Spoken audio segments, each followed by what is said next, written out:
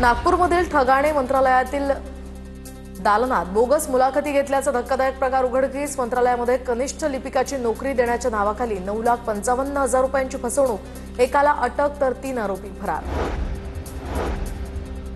DN नगर ते मंडाळे metro 2B मार्गिकेचा पहिला टप्पा प्रवासी सेवेत दाखल करण्याचा मार्ग मोकळा। मंडाळे ते चेंबूर मार्गावर commissioner of metro rail safety पथकाकडून तपासणी होणार।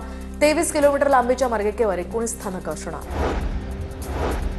मिठी नदीच्या पुरातनं मुंबईकरांची सुटका करण्यासाठीची 4 टप्प्यातील विकास कामं रखडली। सीएसएमटी रोड कुर्ला ते माहीम कॉजवे जवळ 3ऱ्या टप्प्यातील कामांच्या निविदा नाही। 3ऱ्या टप्प्यातील विकास कामांचा खर्च 1,700 कोटी रुपयांवर। पितृ पंधरवड्यामध्ये शुभ कार्य होत नसल्यामुळे मार्केट यार्डातील फुलांच्या व्यवहारावर परिणाम। नेहमीच्या तुलनेत आवक सुद्धा घटली तर भावात सुद्धा निम्म्यानं घट। कमी प्रमाणात फुलं विक्रीस आणण्याचं व्यापाऱ्यांचं आवाहन।